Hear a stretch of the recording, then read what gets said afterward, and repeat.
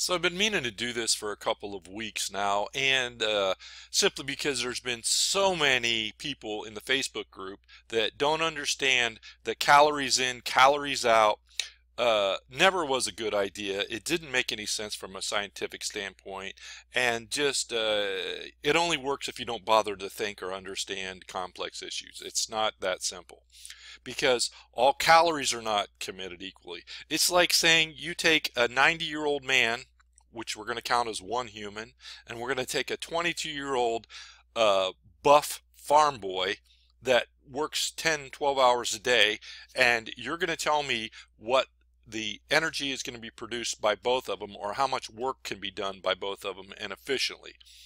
And we're going to say the 22-year-old buff farm boy is the fat, and the 90-year-old guy is the carb, because that's really about the difference between how good of a fuel they are within the body.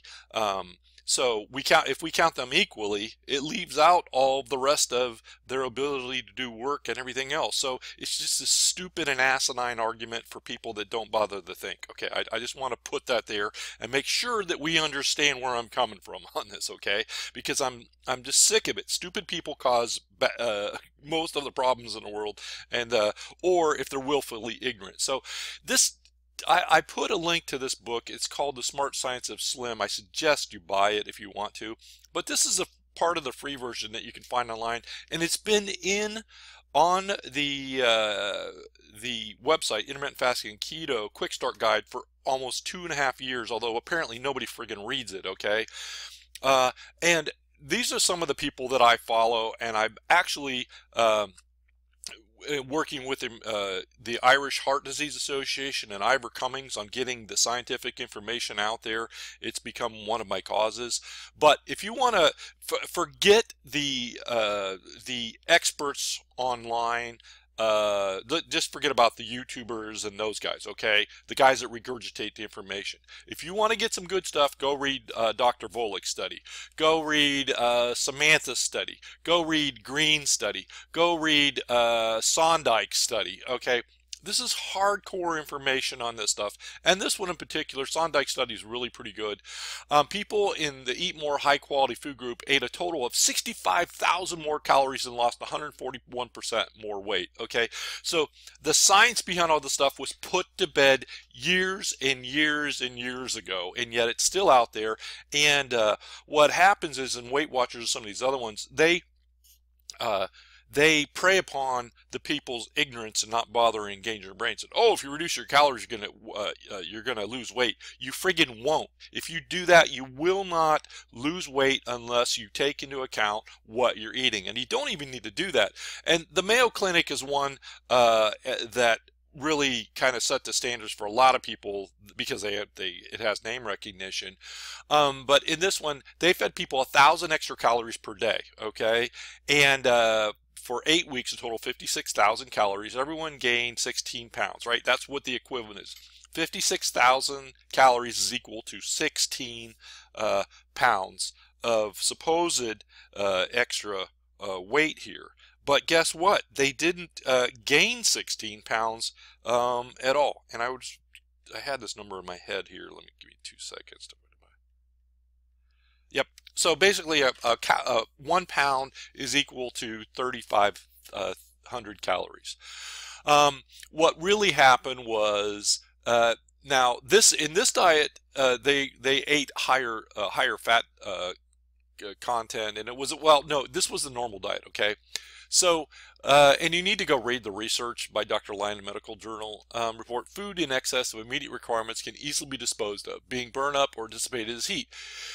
Did this capacity not exist, obesity would be almost universal. Okay, so more calories in doesn't mean weight gain, and less calories does not mean weight loss. Okay, we got this. This is firmly established, and I'm going to put this link in the thing. I don't know how many people actually go take a look at it, but now, and this he's talking about fat, all right, and about what happens when he uses the term unclogged. And basically it's when you get into keto, your body is much more efficient.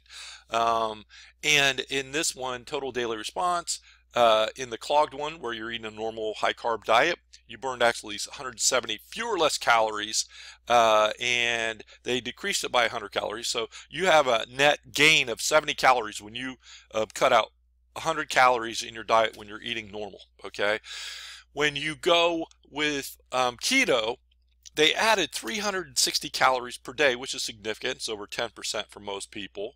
But they burned 1,308 calories. That's why if you do not add more fat when you're doing keto and eat to satiety or satiety or whatever you want to pronounce it, if you don't eat till you're full, you're friggin' not going to lose weight, okay?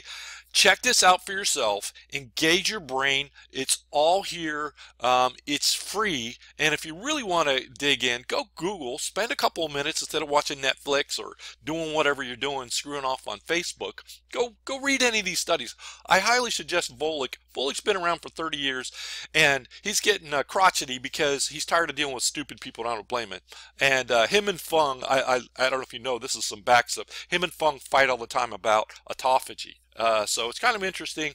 Volek says it's BS and you don't need to do it all the time. In fact, it's contraindicated, whereas Fung comes up and looked at the same studies and came to different conclusions. So anyway, it's some cool stuff, but it's basically the good guys getting into an argument, which I think is kind of cool.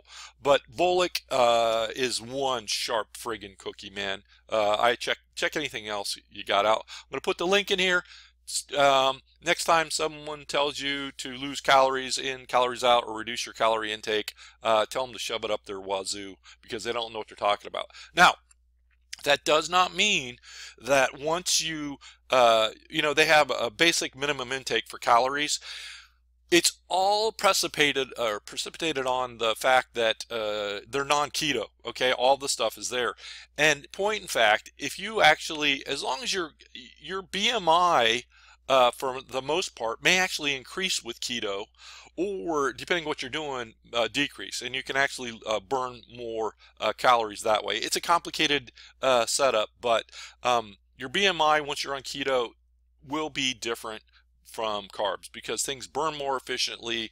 They're basically, fat has twice as much actual energy in them than carbs do, and you may actually be able to reduce the total amount of because 2,000 calories of carbohydrates, basically you can get the same amount of energy out of 1,000 calories of fat, roughly. Okay, and if you want to, any smart people out there, instead of saying, oh, you're full of shit or whatever, go freaking Google it and figure it out yourself. I've already done the research. So you may be able to get by with less fat calories per day than carb calories. So that's why I don't worry about freaking calories.